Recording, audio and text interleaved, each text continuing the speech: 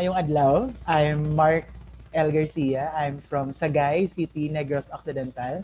I'm a writer and a director of film and theater. I had my background in journalism, and that's where I'm coming from. Right now, I'm here in Sagay. I'm working as media and communications consultant, as well as the one of the founding directors of the Margaha Film Festival, which is a citywide film festival here in our city.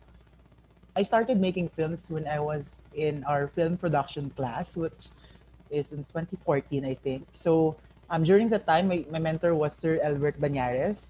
So he was our teacher. So it started there. So at first, it was really like medyo hesitant pa ako on doing films. But um, I learned to love it through time, like through watching more films, through listening to directors, through reading stories, scripts. So diyan ako na-develop yung love ko sa filmmaking. So after college, ayun, nagawa si Buding. Parang, and then the rest is history na. I really love to do films about my community, about how mysteries have been part of their lives. It's a way of telling the metaphors of what is really happening, what is their situation, and how do they cope with these kinds of circumstance that they have. Maybe because it came from my background in journalism.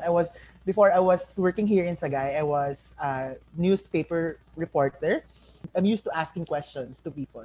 I'm used to observe people. So nadala ko siguro yung ganyang skill ko into filmmaking. Usually when I was in college kasi I used to be like parang one man team, parang ganon.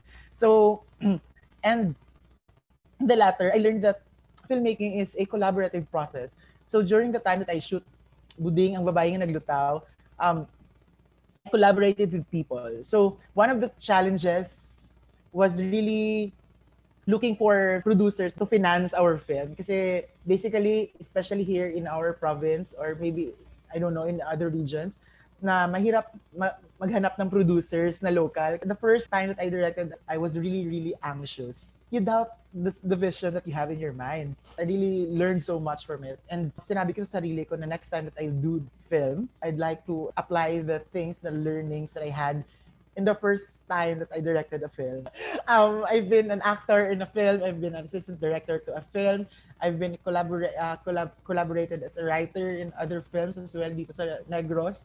So the spirit of collaboration talaga is really important. Kapag makikinig yung lahat, kapag nagko-compromise on the vision ng gusto ng director ng lahat, ang ganda ng output. Kasi when you collaborate, nadadagdagan yung belief mo bala on the certain kind of film that you're doing right now. I'm a writer for newspapers before, so in the past times I always write. I always write poetry. I always write stories. Writing has been like my best friend ever since. Kahit minsan nga randomly when I'm in a rush, sometimes kapag nasa restaurant ako, kapag nakakita ako ng tissue paper, minsan I always have my pen in my pocket, so I write in the tissue paper and I keep in my pocket yung mga writings na save, may mga writings na nabasa na at nawala na rin. Both journalism and creative writing gives you the opportunity to really observe to people, to really listen to people. So that's how I do the things, especially the stories that I make for film. I really applied the art of asking questions, of listening to people and observing to people just to write something. The process of really creating stories talaga. Yun yung na-observe ko in journalism, in theater, in film. Parang if you don't know how to observe people talaga, you don't have, parang hindi ka makakasulat ng effective na story, parang ganon. So as aspiring filmmakers, you should really know the people that you would want to collaborate with. I think as filmmakers, we should surround ourselves with creative people then that believes in our vision, that believes in our story. Next, I urge aspiring filmmakers to really watch many films. One of the teachers that I had after our film production class was really watching films. From Western films to Iranian to Asian films, hanggang mga indie films na you really learn from watching films. And then, aside from watching films, do films. Kasi experience is really our mentor. My friends would always tell na kung nabasa ka na gani, sa luma na lang. Kapag nababasa ka na, dive ka na lang, parang ganon. So dapat kung andyan ka na, tapusin mo no matter what. Bias ko kasi yung Asian cinema eh. One of my favorite directors is Pong, where is the Paul.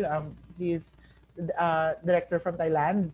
I met him when I was in Benil during the time. At in his exhibit, makita mo talaga yung how Asian filmmakers work, like how the aesthetics of yung elements talaga ng isang Asian cinema na parang it really involves community, it involves mystery, it involves the interaction of human and nature, parang ganun. Parang makaka-relate tayo in terms of stories that we're na makikita natin in these kinds of films.